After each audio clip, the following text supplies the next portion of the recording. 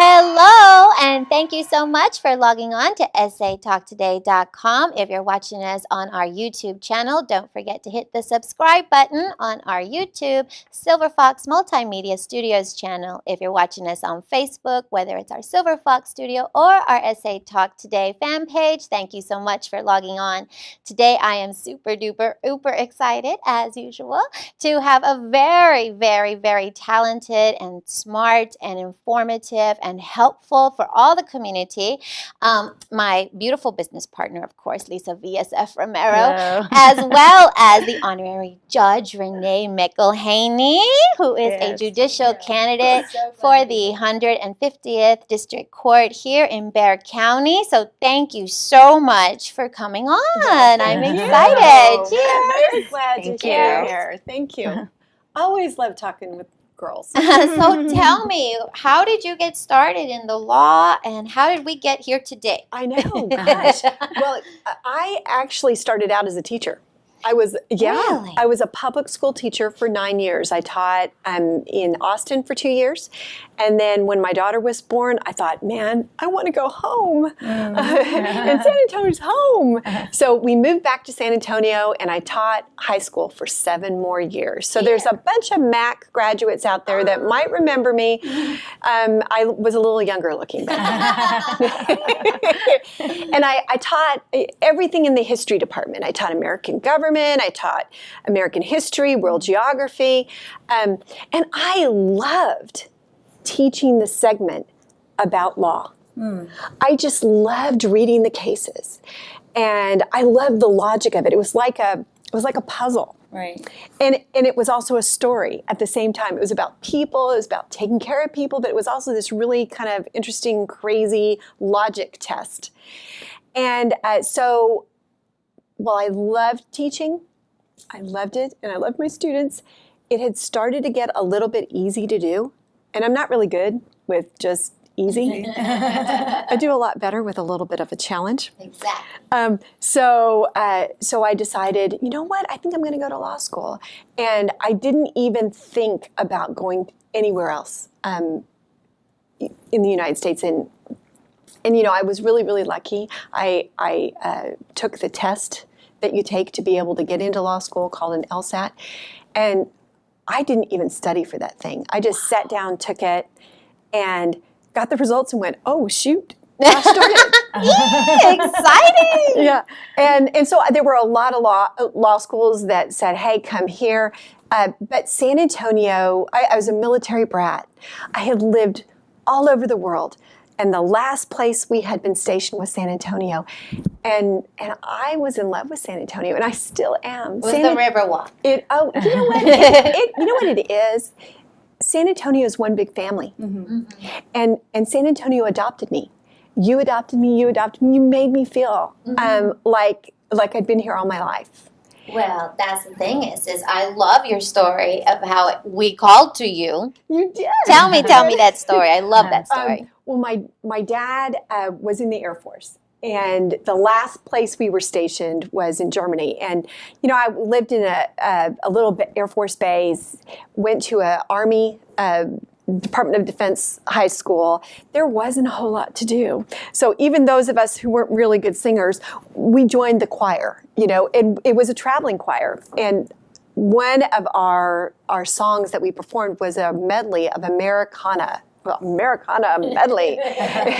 And we started out with a song like America the Beautiful, and then they would go to a different soloist for a different part of the United States, and they would have a little song.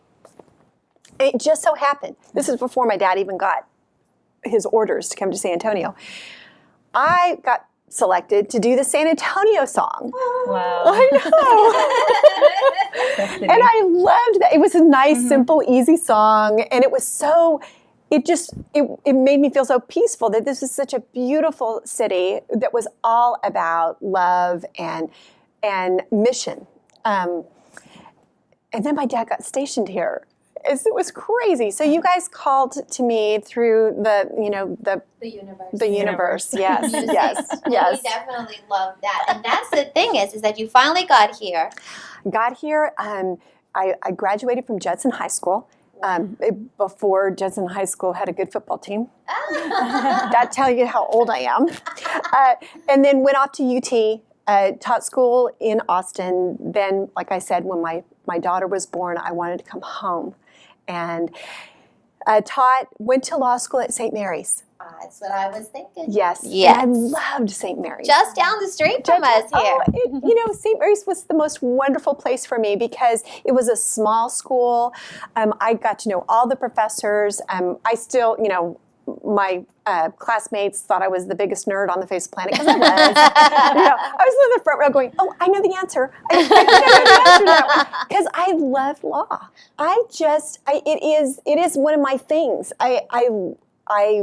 Again, it's the stories, it's people, it's having our American system, our democracy, work its way through the process. And I love thinking about law. The idea of federalism, a lot of people would be just like, oh. and I'm in the front row going, oh my gosh, this is so cool. I love this. So exciting. I sit on my hands because I just love it. And at that point, my daughter was 7 and my son was 3. So I was raising little kiddos while I was going to law school, which was not easy. But it also made me very, very focused. And there's an area of law called torts, and that's when people, do bad things, and they don't mean to do bad things to each other. They're just negligent, like a slip and fall. And my kids would inadvertently, they'd run into each other, and they'd come to mom, and I'd say, now wait a second. Let's analyze this. Very cool. I love it. And I would bore them to tears, and then they'd stop fighting. And just took all that fire out of them. Took it. I would take them to law school with me on occasion. Toward the end, my 3rd year, I was the editor-in-chief of the Law Journal, and that was really tough. And it was very intense, and it was a lot of time in the library. But I still, had these little kids, and I would bring the kids with me to the library. My daughter at this point is 10 years old, so I'd give her a list of all the law books I needed, and I'd give her that list, and off she would go into the library and collect all the books for me. My son at this point was, I guess he was in kindergarten. We would bring a big tub of Legos, and they would go to an area of the library that I thought was, far away from other students. And he would sit there with those Legos and play with those Legos while I worked on the Law Journal. Wow. That's an amazing story. That is really cool. Yeah. So how old were you when you went back to law school? I was 30 years old. Wow. And so you were starting again in your profession. Yes. And I had job offers because I was the biggest nerd, okay? And I loved it. I loved law. And I studied like a crazy fiend. And because of that, I was number 1 or number 2 of the law school class. The dean wouldn't tell us whether we were number 1 or number 2. So I was number 1 or number 2. And they were really, so law firms gave me a lot of opportunities. And I had a job offer in Houston, and I had a job offer in Dallas, and I had a job offer in San Antonio. And, that was the easiest decision I've ever made. I love easy decisions. I stayed in San Antonio. Yay! I love that. So, and I practiced law for 17 years. I became board certified, and only 1% of all lawyers become board certified. Wow. And I started a section and headed up a section of the largest law firm in all of Central and South Texas. Wow. I had a corner office. Oh, nice. Fabulous secretary, Kim, I love you still. And was right on that path that you see in the movies of, the lawyer that makes a bunch of money. Yes, I watched The Good Wife. Yeah, I'm a there huge you go. fan. I was her, let me tell you. And I loved it, but, my heart was still a heart for serving my community. My family is that way. I tell people I have a legacy of service. It's because of my dad and my grandfather and my brother and my daughter and my son-in-law and my niece and my nephew. Everybody in my family serves our community in one way or another, mainly in the military. I'm kind of the black sheep because I'm not in the military. And I really wanted to take this, what I believe is a God-given interest and passion for law. And energy. And use that to make San Antonio better. Yes. To make the lives of children in our community more peaceful and more productive. Our kids, San Antonio adopted me and made me your sister. And as your sister, it's time for me to give back to my family. We all do that, don't we? Yes. I mean, women do that. We do that as moms. We do that as sisters. We do that as grandmas. Yes.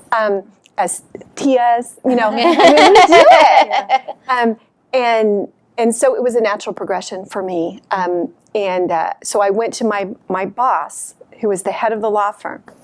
And I said, Jamie, I feel like I need to tell you this because we were investing a lot of time and energy in growing my career. I had a national client base.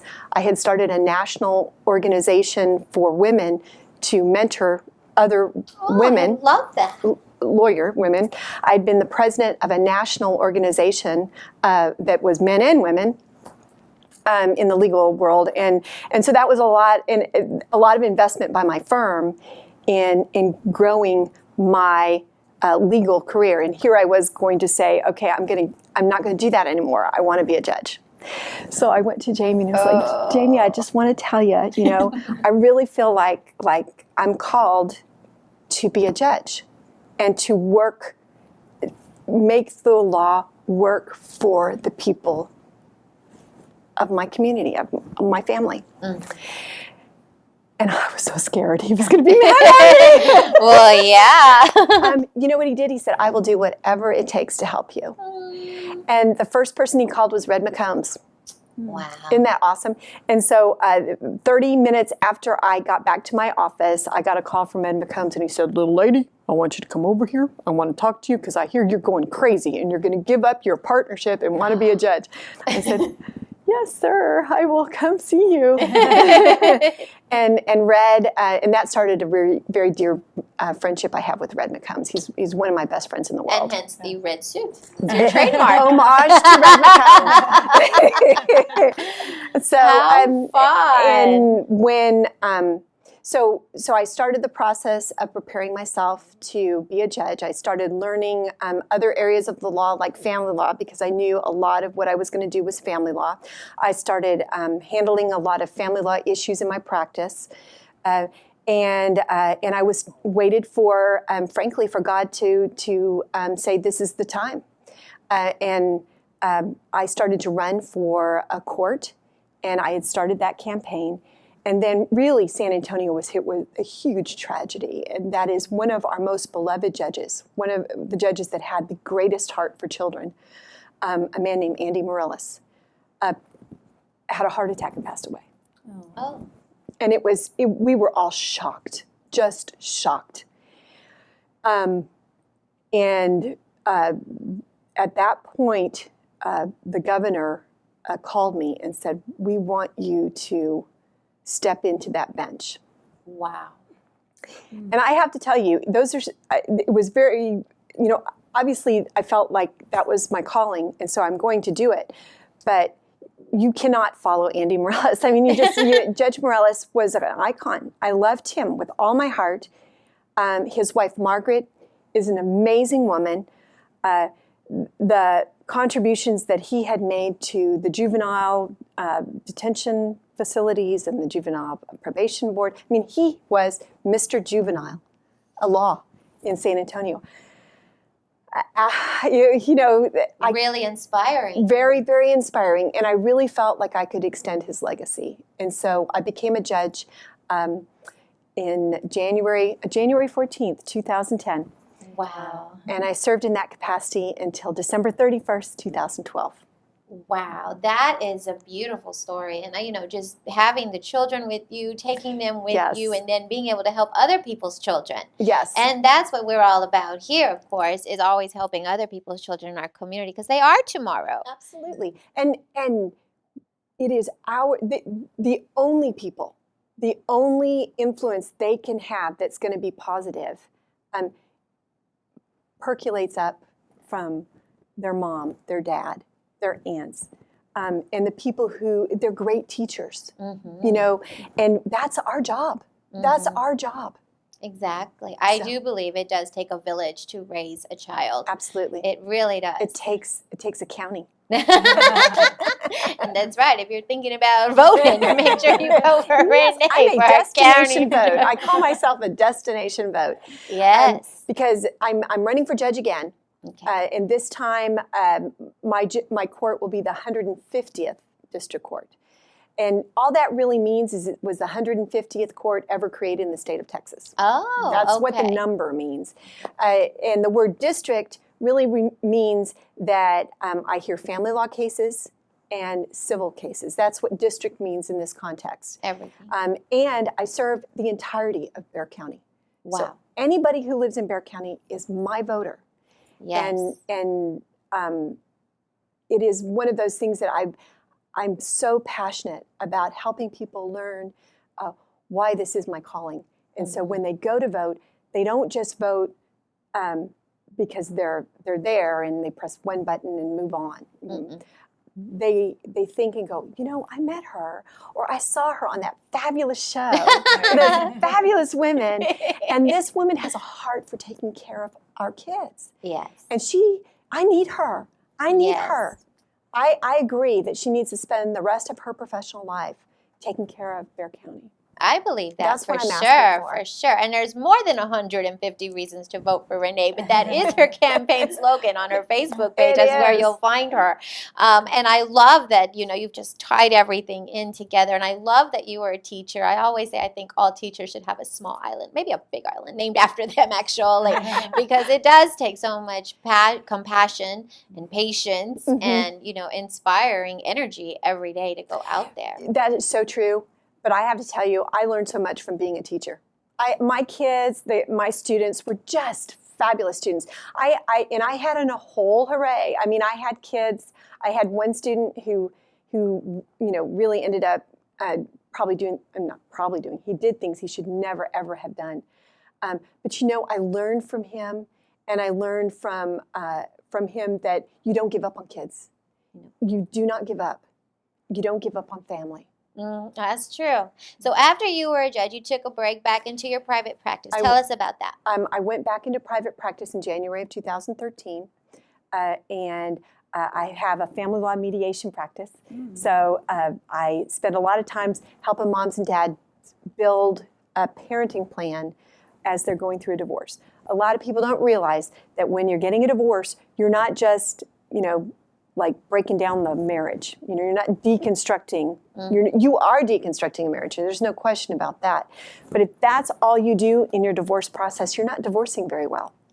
Because if you have children together, you have to build a new relationship that's one of co-parenting and finding a way to work together in a different way, in a positive way, so that you can help your kids have peace and have opportunity and feel loved. Yes. Kids, you know, us adults, we're the ones who choose to divorce. Our kids shouldn't pay the price because of it. Right. And so I'm so inspired by your energy and everything you've done. But I have to ask you, what is your secret? Like, how do you hear these stories? And do you put on the magic spacesuit and then you go in there and you listen with an objective mind and you make the right decision? And then you go home and then you take off the suit and then you're okay. Like, is that how it works? Because I've heard a few stories and I'm in here just bawling and I need all kinds. And I so admire you for that resilience you have to want to continue to be in that forefront. You know, there are a lot of stories that break your heart. But if you think about the ones that break your heart, then you lose sight of the fact that you can ensure that the system does do good. And one of the stories that I talk about, I was a new judge, really, really new, and this family came in, and the mom and dad, they were both taking meth, and they were really in bad shape. And rightfully, CPS got involved, and had taken managing custody of this cutest little boy, just little bowl haircut. He was so adorable. I mean, chubby little cheeks, chubby little. For some reason, they had him at the courthouse too, which I was surprised by that, because usually the little ones don't end up coming. But for some reason, Grandma brought the child or something, and they're just chubby little. Legs. Oh my gosh, so adorable. Oh my God, I'm just, I'm in love with this child. I'll take this child home with me, okay? But when Mom and Dad testified, and CPS wanted to terminate their parental rights, done. This child's going to go into adoption. He's going to be adopted by some other family, done. I could see that Mom and Dad, they really love this child. They really love this child. They really have a heart for being a good parent. They were just severely compromised. They grew up in a situation that was tough. They were living in a situation that was tough. Mm-hmm. They had developed a dependency on drugs and alcohol that stopped them from being able to act appropriately and lovingly toward their child. But they loved this child. And no disrespect to CPS, because they are so hardworking. Yes.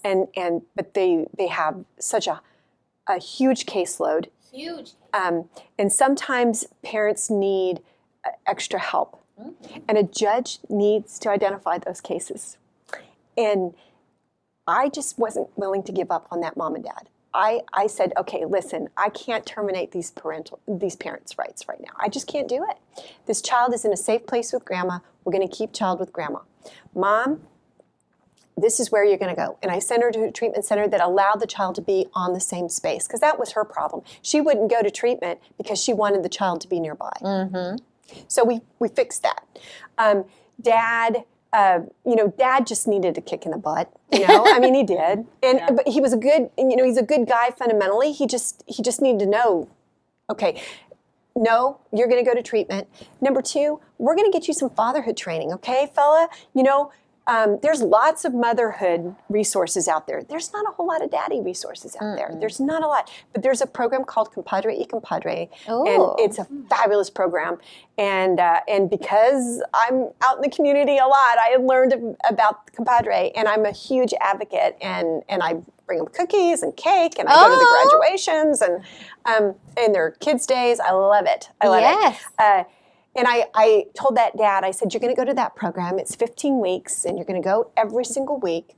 And I just kind of micromanaged a rehabilitation process for them. I love that. And I didn't see them again for 6 months. And I really, frankly, most of those cases, you never see them again. Because either mom or dad, fall off the wagon, and so it's done. They execute a termination themselves, or it ends up going to a different judge or something. You just don't see the case again. And about 6 months later, I saw mom and dad out in front of the courthouse. I thought, oh my gosh, I wonder what's going on. Uh-huh. And their lawyer came to me and said, I just want you to know, Judge, because, you guys don't find out. Today, we reunited that family. Yay! That is the story that I remember. So when I have a bad day and someone wants to spit on me, because it happens to you too. Okay, I'm not the only one. Because they're upset because they don't want to take responsibility, right. For something, or something else not positive happens. Mm-hmm. I really remember back to that little boy. Yes. That little boy is a touchstone. He's an altar for me in a way. I don't mean that in a negative way. I don't mean that like right. No. But it is a paramount case that has really inspired you and fueled you to get through those tough times. Right. To keep fighting. And that is what inspires me to get back to the bench. Exciting. So you have to vote for that check that box, Renee McElhaney. Because there's 150 reasons to That's vote right, for me. 150th district, more than 150, but there's the top Thank you. 150th reasons. That Thank is you. so beautiful. So now you are actually doing a new venture where you were telling us about how you really do want to bring in those children, and there's 20 in particular you were thinking about. Exactly. When we get back on the bench in January, one of the areas of responsibility for a civil district judge in Bexar County is to oversee the CPS cases. And like the one I was talking to you about, generally they're the more, the ones that end up coming to me are the more complex one where mom and dad is way, way, way off track. And we're in the process of terminating their parental rights and hopefully not terminating the parental rights, hopefully getting them back on track. But every child that is in foster care, every child that is the subject of a child abuse and neglect case is handled through the civil district courts. We generally, because there are so many of those cases, we have 2 specialized courts that are called children's courts that are down at the Bexar County Courthouse. And that's Judge Montemuror and also Judge Garcia, who are fabulous associate judges who do a fabulous job with the children. So we generally do not see the day-to-day foster care cases. But I know all of us know stories of kids who age out of foster care and are not prepared. And they, 75% of the kids who age out of foster care end up in prison or have some other huge problem. And the girls between the ages of 12 and 16 that are in foster care have a terrible rate of teenage pregnancy. And while we love the little babies that are the product of that pregnancy, if we could help those girls wait to have children until later in life when they're more prepared to take care of those children, there's always going to be a better outcome. Always going to be a better outcome. What I like to say is just because the plumbing is in does not mean the house is ready to live in yet. That is so good. That is so awesome. I heard it from somewhere. I promise I didn't make that up. So but I heard that and said. it just put that in my brain. And that's exactly what I'm hearing. And that is the purpose of this program. We're going to take 20 girls between the ages of 12 and 16, and they're going to come under my direct supervision. Exciting. Yep.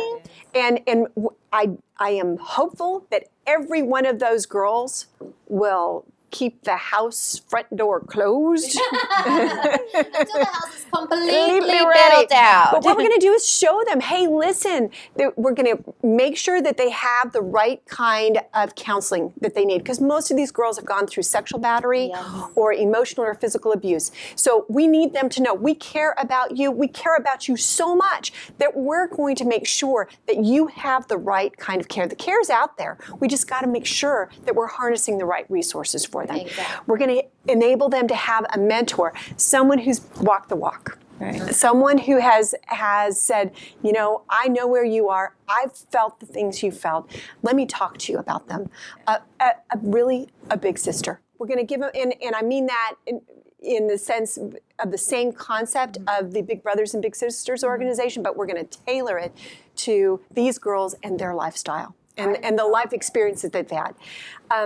We've talked to Our Lady of the Lake Universities and a number of other resources that are going to help the girls academically either get on track, stay on track, or even go beyond. OLLU and I talked several years ago about the possibility of doing a program that enables them to earn college credit while they're going through our program. Awesome. And then we're going to have each month, we're going to have a day of opportunity, and we're going to have a day of giving.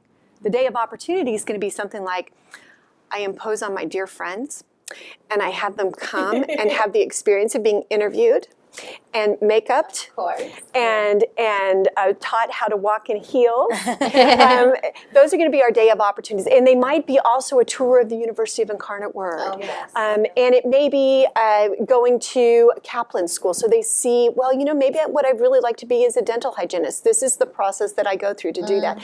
Maybe it's going to the Toyota plant, so you see what kind of opportunities are at the Toyota plant. Kim Bowers, who's the president, the female president of CST, and that that's all the Valero corner stores you see, female. Oh, That's I that didn't know corporation. that. Yeah. Yes, ma'am. Wow.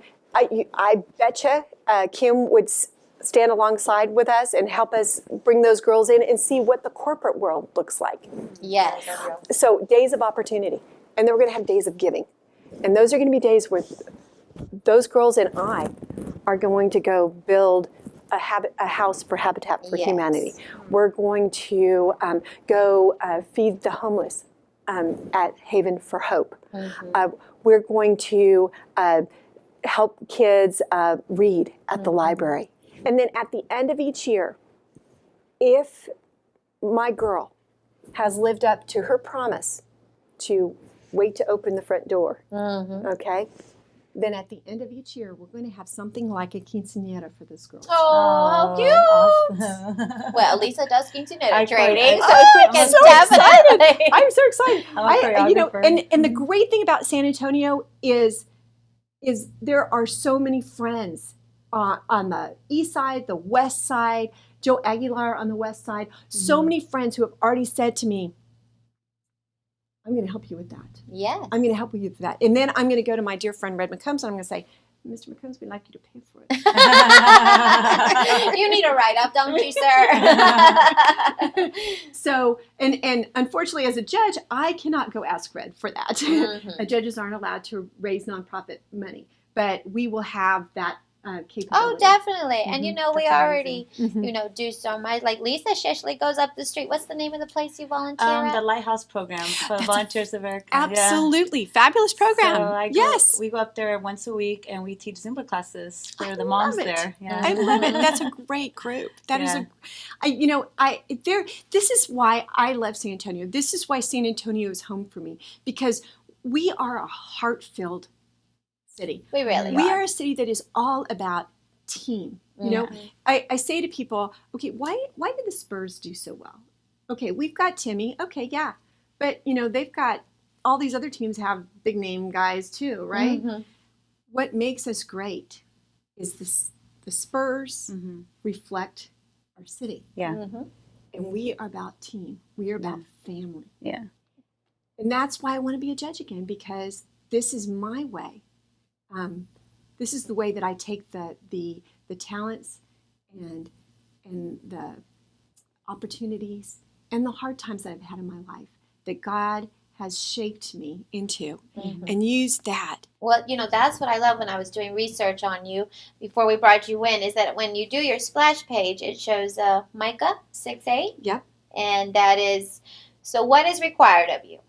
To have mercy. To do justice, have mercy, and walk humbly before our God. And that's why you must vote for Renee McElhaney, because we Exactly. need merciful judges. Because I told you a bit, when I was in my teen years, my troubled teen years, I did go before a judge, and he had mercy. And my mom begged for mercy. And he could have not have mercy. And I may not be here today sitting with my beautiful business partner and now having the great honor to have you sitting here with me today. I mean, it's so inspiring to have you sitting here next to us. But, I mean, this is what we need here in San Antonio. So make sure you get out to the early polling. So tell us about early voting. When does it start? Early voting starts October 20th.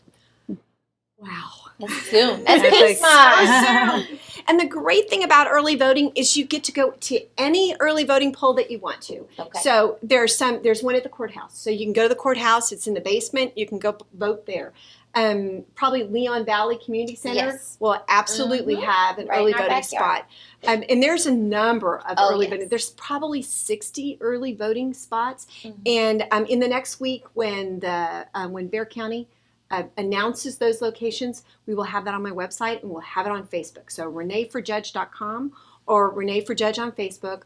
We will be posting where all those early voting spots are. Generally, the first week it's like from 8 to 7. And again, these times have not been certified yet. Right. And then the following weekend, so the weekend between the first week and second week of early voting, Saturday and Sunday you can vote. Awesome. And isn't that awesome? You can go to the grocery store, go to H-E-B, Wow. go to your Zumba class, That's head on over to vote.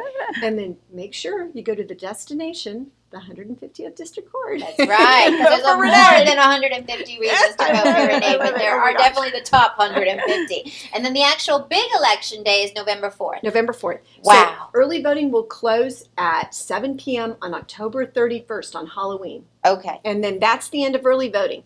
And then the actual voting day, the official voting day, is November 4th. And November 4th is the first Tuesday of the month. The polls will probably open around 8 o'clock. They'll close at 7. Early voting sounds like the way to go. Early voting is so much easier. Yeah, it's the way to go. I love it. So make sure you're registered to vote. That's true. You can still register to vote, and that can happen through October 4th. Okay, so by the 4th. The 4th day of the pink month, which is why I love October. That. It's the 4th day of the pink month. Get your registration in. I wasn't all red. Well, it's pink and white. You're right there to pink. You're right there. You're right there. Just a little darker shade. That's it. And then if you don't make it in by October 31st, make sure the 4th, you just take that whole day off. And then you get those cool stickers. I love the stickers. I voted. See me at the polls because I go to every day. I go to the early voting polls, and I'll probably be in the Northwest area most of the time. Okay. So Leon's Valley, and there's a couple other libraries.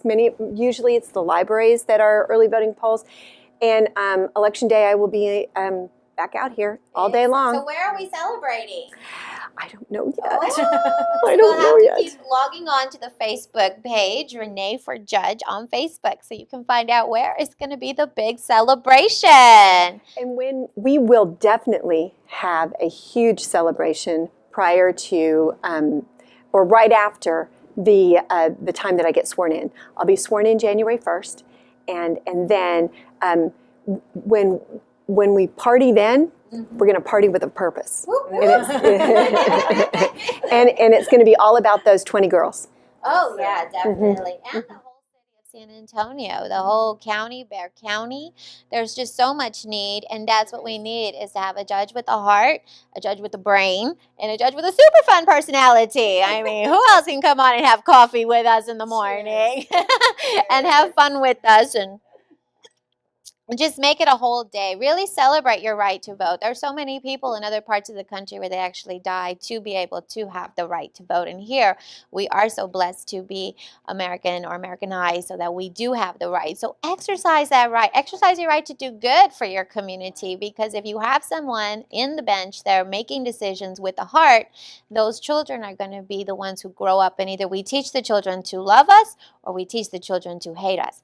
And if we show them mercy and compassion, as well as the families, because they were once children too, who grew up and had children. And so when you show that mercy, you show that love, you show that compassion in your community, it only brings good fruit. Good seeds bring good fruit. So we have a wonderful seed here. So don't forget, Judge Renée McElhaney. I know I have to say it really. Pronounce it. If you just make sure to go down to the 150th. Okay. And I'm the first one. I'm the first name. It's easy. It's 150. super. 150 reasons to vote for Judge Renee at the 150th District. Yes? Yes. Thank you so much for coming on. Thank you so much for logging on and watching. Don't forget to look on for Renee for Judge on Facebook. And until next time, thank you so much. Bye.